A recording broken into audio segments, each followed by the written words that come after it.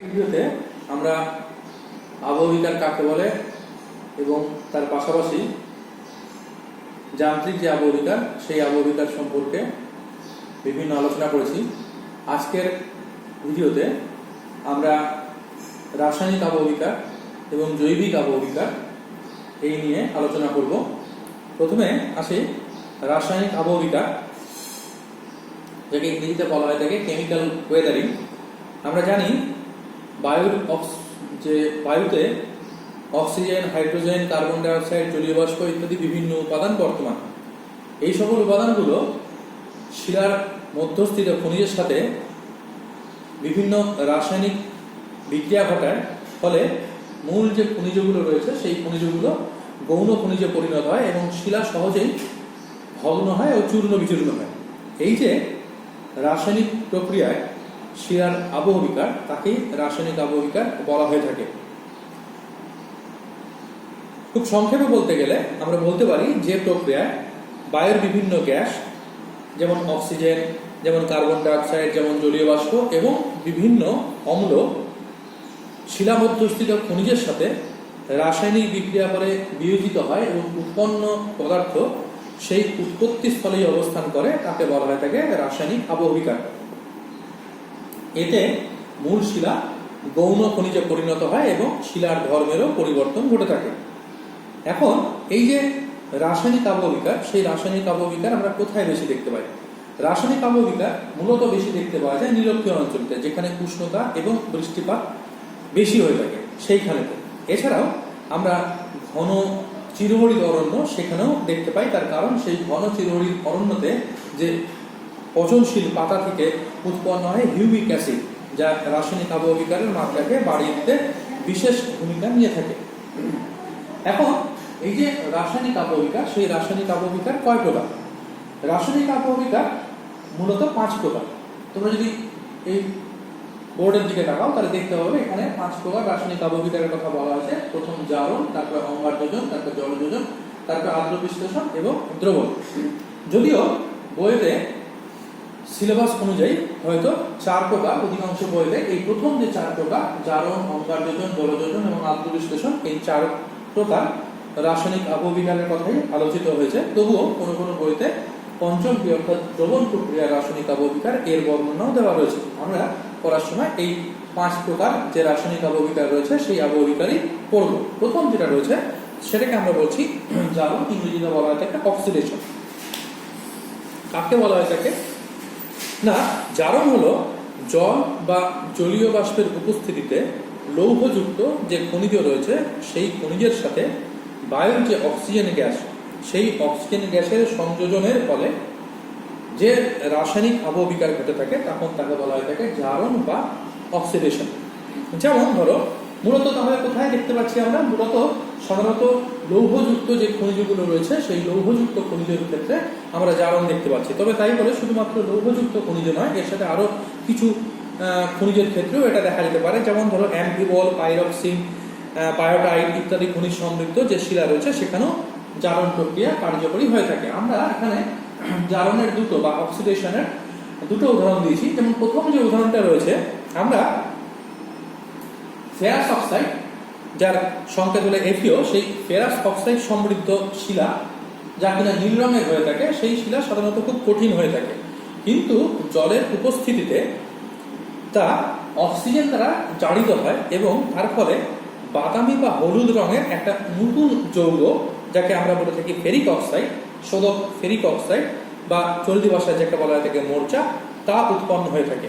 এবং এই মোর্চা যা শিলাকে খুব সহজে আমরা দেখি যে যখন কোনো লোহার বস্তুতে মোর্চা পড়ে যায় তখন তা খুব ভঙ্গুর এবং দুর্বল হয়ে যায়। তাই এই মোর্চা কি করে থাকে? শিলাকে খুবই ভঙ্গুর এবং দুর্বল করে দেয় এবং সেটা কিসে পরিণত হয়?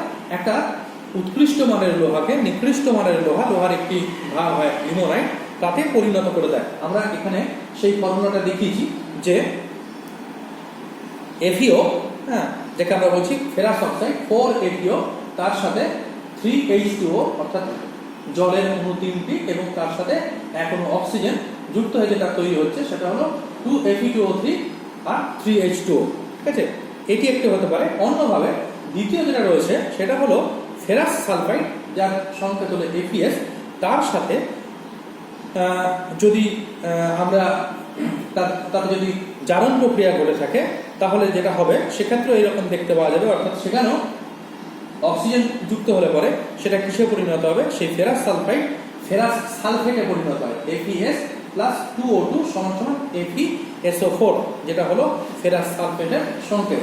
তাহলে এই দুটো প্রক্রিয়া আমরা কোথায় দেখতে পাচ্ছি, আমরা জারণ প্রক্রিয়ার উদাহরণ হিসাবে দেখতে পাচ্ছি। দ্বিতীয় যে রাসায়নিক আবহবিকারের কথায় আসবো সেটা হলো অঙ্গার যোজন, যাকে আমরা ইংরেজিতে বলে থাকি কার্বনেশন। মানে কিনা যে কোনো শিলা মধ্যস্থ খনিজের সাথে কার্বনের সংযুক্ত হওয়া এবং তার ফলে রাসায়নিক বিক্রিয়া ঘটা।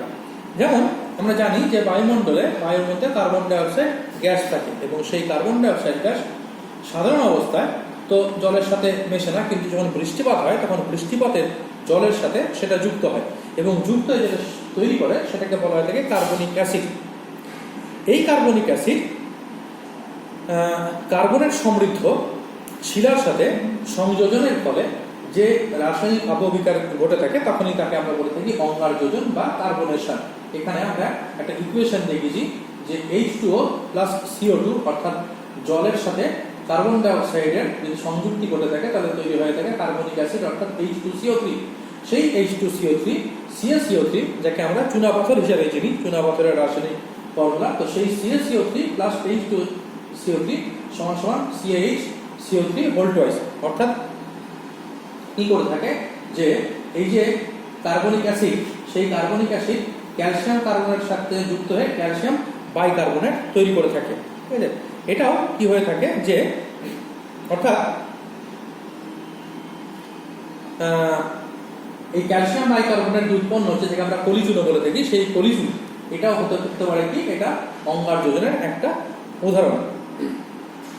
এবং সেই কারণেতেই আমরা যদি দেখে থাকি যে চুনাপাথর যুক্ত যে অঞ্চল আছে, সেই চুনাপাথর যুক্ত অঞ্চলেতে এই অঙ্গার যোজনের ফলে একটি বিশেষ ধরনের ভূমিরূপ তৈরি হয়ে থাকে, যাকে আমরা বলে থাকি কার্স্ট ভূমিরূপ। তোমাদের পরীক্ষাতে প্রশ্ন আসতে পারে, সেটা হলো এইরকম যে কার্স্ট ভূমিরূপ সৃষ্টি হয় কেন, এমনটা হতে পারে, অথবা বলতে পারে যে কার্স্ট অঞ্চলতে অঙ্গার যোজন বেশি কার্যকরী হয় কেন। তাহলে সেটাই লিখতে হবে যে কার্স্ট অঞ্চল সাধারণত চুনাপাথর দ্বারা গঠিত, সেখানে ক্যালসিয়াম কার্বনেট বিশুদ্ধ জলে তো দ্রবীভূত হয় না কিন্তু এবং রাসায়নিক বিক্রিয়া করে না, কিন্তু সামান্য অম্লধর্মী জল সহজেই রাসায়নিক বিক্রিয়া অংশগ্রহণ করে এবং মৃদু কার্বনিক অ্যাসিডে পরিণত হয়। সেই অ্যাসিডযুক্ত বৃষ্টির জল যখন চুনাপাথরের স্তরের মধ্যে দিয়ে নিচের দিকে নামে তখন চুনাপাথরের সাথে রাসায়নিক বিক্রিয়া করে পলিচুন বা ক্যালসিয়াম বাইকার্বনেট, যেটা আমরা এখানে দেখেছি, সেই ক্যালসিয়াম বাইকার্বনেট তৈরি করে এবং যেটা গঠনগত দিক থেকে খুবই দুর্বল এবং সহজেই ক্ষয় পায় বা দ্রবীভূত হয়ে যায়। সেই কারণেতে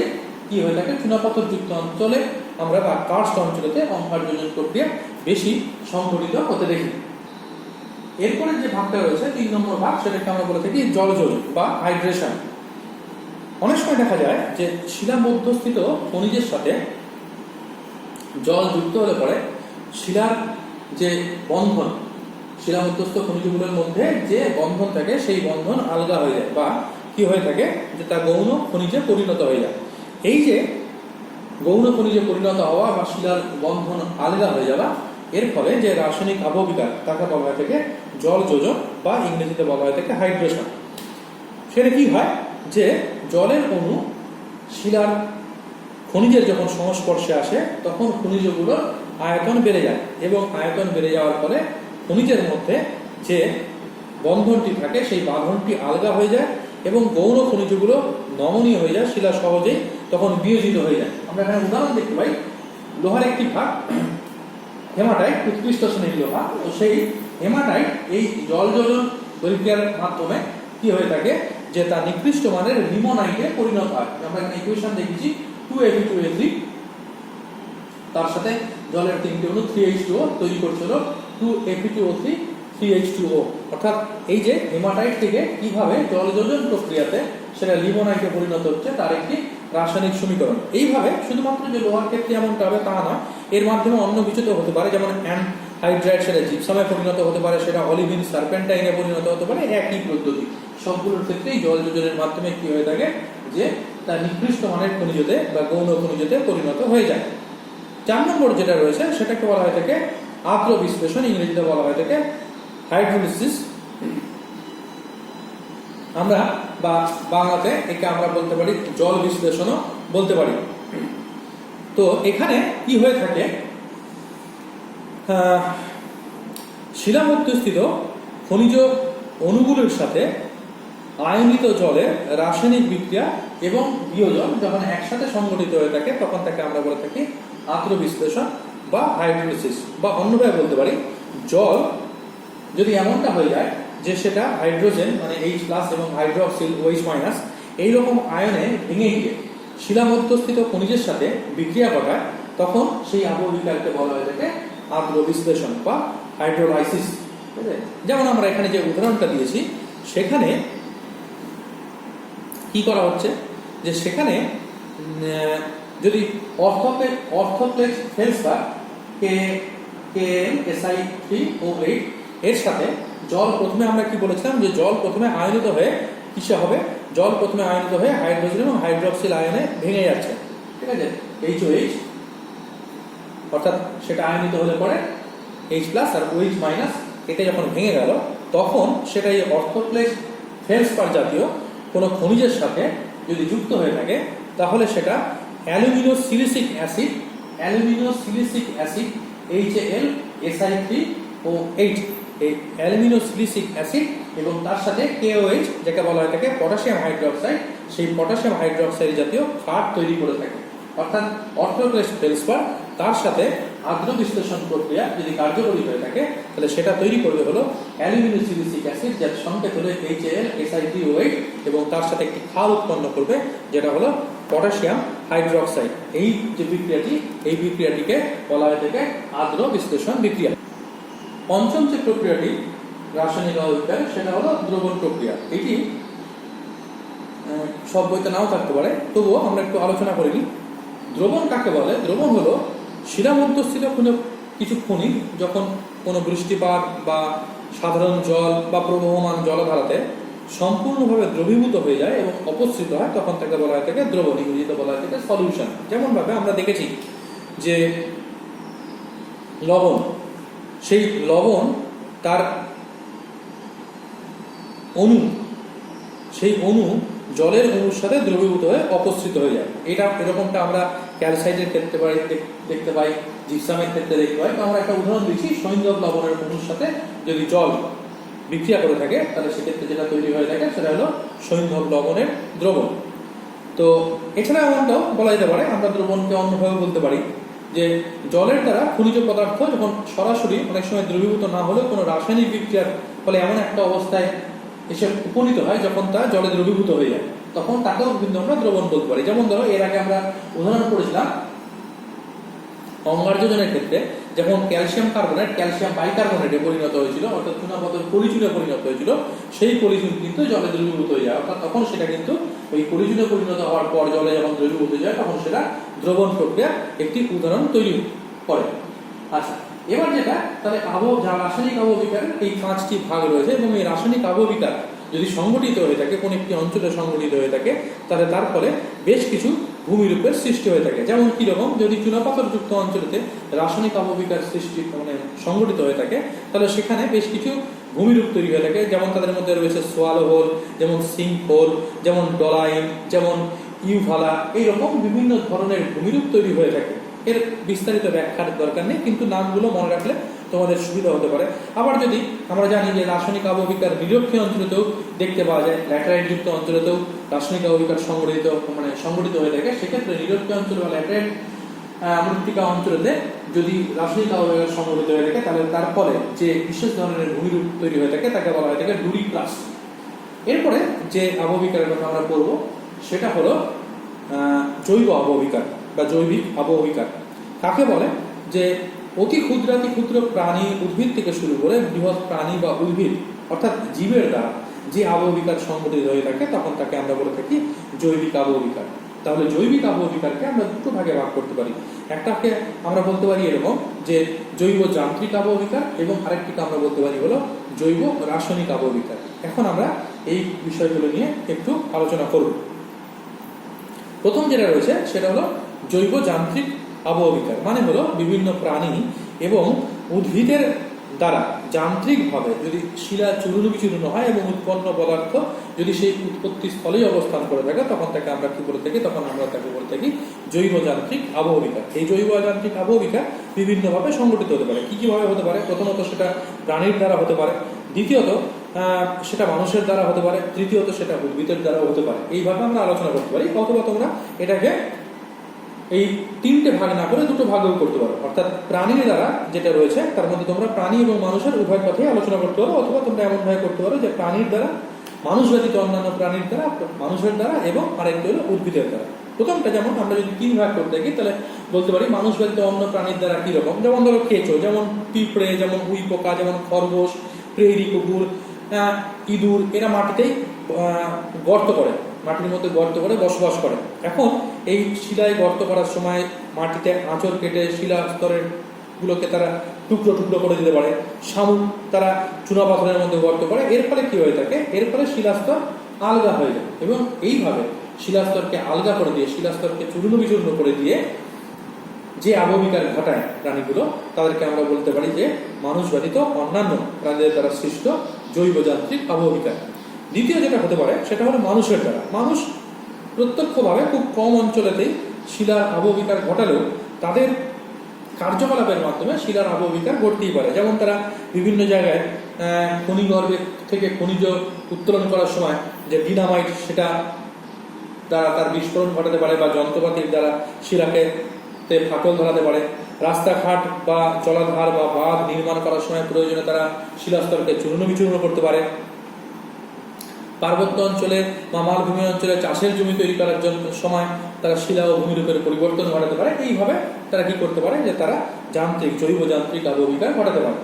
এবং তিন নম্বর যেটা রয়েছে সেটা হলো উদ্ভিদের দ্বারা। উদ্ভিদের শিকড়, উদ্ভিদের শিকড় শিলাস্তরের মধ্যে প্রবেশ করে এবং শিলাস্তরে প্রবেশ করার পর আস্তে আস্তে সেই শিকড় ক্রমশ বৃদ্ধি পেতে থাকে, আয়তনে বড় হতে থাকে এবং কালক্রমে শিলাতে ফাটল সৃষ্টি করে দেয়, শিলাকে ফাটিয়ে দেয়, চূর্ণ বিচূর্ণ করে দেয়। এই যে আবহবিকার, এই আবহবিকারকে আমরা কি বলে থাকি? উদ্ভিদের দ্বারা সংগঠিত জৈব যান্ত্রিক আবহবিকার। এরপরে যেটা আসে সেটা হলো জৈব রাসায়নিক আবহবিকার। মানে হলো ওই বিভিন্ন প্রাণী এবং উদ্ভিদদের মৃতদেহ যদি পচে গিয়ে তার সেই পচনের ফলে সৃষ্ট যে অম্ল, সেই অম্লের দ্বারা যখন রাসায়নিকভাবে শিলার বিয়োজন ঘটে এবং উৎপন্ন পদার্থ সেই উৎপত্তিস্থলে অবস্থান করে থাকে, তখন তাকে আমরা কি বলে থাকি? জৈব রাসায়নিক আবহবিকার। যেমন একেও আমরা কি করতে পারি? একেও আমরা ভাগ করে আলোচনা করতে পারি। আগের মতোই উদ্ভিদের দ্বারা সংগঠিত জৈব যান্ত্রিক, জৈব রাসায়নিক আবহবিকার, মানুষ ব্যতীত অন্যান্য প্রাণীর দ্বারা সংগঠিত জৈব রাসায়নিক আবহবিকার এবং মানুষের দ্বারা সংগঠিত জৈব রাসায়নিক আবহবিকার। যেমন প্রথমেটা হলো উদ্ভিদের দ্বারা। আর্দ্র অঞ্চল মানে ভিজে স্যাঁতস্যাঁতে জায়গা, সেই আর্দ্র অঞ্চলেতে শিলার উপরে বিভিন্ন ধরনের মস, লাইকেন, শৈবাল, ছোট ছোট উদ্ভিদ জন্মায় এবং তারপর মারা যায়। গাছের ডালপালা, পাতা, শিকড় ইত্যাদি পচে গিয়ে বৃষ্টির জলযুক্ত হয়ে সেটা কি করে থাকে? যখন মাটির উপর অবস্থান করে তখন সেখানে হিউমিক অ্যাসিড বা ল্যাকটিক অ্যাসিড, সাইট্রিক, ফলভিক ইত্যাদি বিভিন্ন জৈব অ্যাসিড তৈরি করে। এবার ওই অম্লগুলো মূলত ম্যাগনেসিয়াম, ফেলসপার, সালফার, এই সমস্ত যৌগ সমৃদ্ধ যে শিলা রয়েছে সেই শিলার উপরে রাসায়নিক আবহবিকার সংগঠিত করে থাকে। দ্বিতীয়ত যেটা রয়েছে সেটা হলো প্রাণীর দ্বারা সংগঠিত। উষ্ণ এবং আর্দ্র অঞ্চলেতে প্রাণীর যে মৃতদেহাবশেষ বা তাদের মলমূত্র ইত্যাদি পচে গিয়ে যে জৈব অম্ল তৈরি করে থাকে, সেই জৈব অম্ল কি করে থাকে? জৈব অম্ল শিলার বিয়োজন ঘটায়। অথবা অন্যভাবে আরো অন্য উদাহরণ দেওয়া যেতে পারে, শিলার মধ্যে বসবাসকারী বিভিন্ন ধরনের কীট, জীবাণুর যে দেহ রয়েছে সেই দেহ থেকে নিঃসৃত যে রস, তাদের যে বিষ্ঠা, সেগুলো শিলার রাসায়নিক আবহবিকার সংগঠিত করে থাকে। তিন নম্বর যেটা রয়েছে সেটা হলো মানুষের দ্বারা সংগঠিত জৈব রাসায়নিক আবহবিকার। মানুষের মৃত দেহাবশেষ, মল, মূত্র, বর্জ্য পদার্থ ইত্যাদি সমস্ত পচে গিয়ে যে জৈব অম্ল, সেই জৈব অম্ল দূষণের ফলে অ্যাসিড বৃষ্টি, শিলার বিয়োজন ঘটিয়ে থাকে। এর ফলে কি হতে পারে? যে মানুষের দ্বারা সংগঠিত জৈব রাসায়নিক আবহবিকার হতে পারে। অর্থাৎ এইভাবে আমরা কি করতে পারি? আমরা জৈবিক আবহবিকার, যে সেই জৈবিক আবহবিকারকে আলোচনা করতে পারি দুটো ভাগে প্রথমে আমরা একে ভাগ করে নিয়েছিলাম। একটাকে বলেছিলাম জৈব যান্ত্রিক আবহবিকার, যাকে আমরা 3 ভাবে আবার আলোচনা করেছি, মানুষের দ্বারা, মানুষ ব্যতীত অন্যান্য প্রাণীদের দ্বারা এবং উদ্ভিদের দ্বারা, এবং একটি হলো জৈব রাসায়নিক আবহবিকার, যাকে আমরা 3 ভাবে আলোচনা করেছিলাম, যে একটি হলো মানুষের দ্বারা, একটি হলো মানুষ ব্যতীত অন্যান্য প্রাণীদের দ্বারা, এবং আরেকটি হলো উদ্ভিদের দ্বারা। তো আপাতত আবহবিকার সংক্রান্ত, অর্থাৎ এই যে 3 ধরনের আবহবিকার, আজকে আমরা যান্ত্রিক আবহবিকার করেছি, আজকে আমরা রাসায়নিক আবহবিকার এবং জৈবিক আবহবিকার, এগুলো নিয়ে একটু আলোচনা করেছি। আবহবিকার সংক্রান্ত আলোচনা আজ এতটুকুনি পর্যন্তই। এরপরে যেটা থাকলো, এই চ্যাপ্টারের আরো খানিকটা অংশ রয়েছে, সেটা হলো আবহবিকারের যে বিভিন্ন ফলাফল, এবং এর ফলে আবহবিকারের ফলে আবহবিকার মাটি সৃষ্টি করতে সাহায্য করে থাকে। তাহলে সেই মাটির সৃষ্টি কিভাবে হচ্ছে, এবং সেই মাটির ক্ষয়, সেই ক্ষয়ের কারণ, ক্ষয় কি করে প্রতিরোধ করা যায়, এই সংক্রান্ত আলোচনা আমরা পরবর্তী আরেকটি ভিডিওতে আলোচনা করব। আশা করি এই পড়াটুকু তোমরা বুঝতে পেরেছো। যদি তোমাদের ভালো লেগে থাকে তাহলে অবশ্যই এই ভিডিওটাকে লাইক করো এবং সাবস্ক্রাইব করো আমার এই চ্যানেলটাকে, এবং অবশ্যই লোকের মধ্যে শেয়ার করো। তাহলে হয়তো তোমাদের মতো আরো যারা রয়েছে, যারা এই মুহূর্তে লকডাউনে ঘরে আটকে রয়েছে, তাদের কিছুটা হলেও উপকার হবে। আজ এই পর্যন্তই, ভালো থেকো সবাই।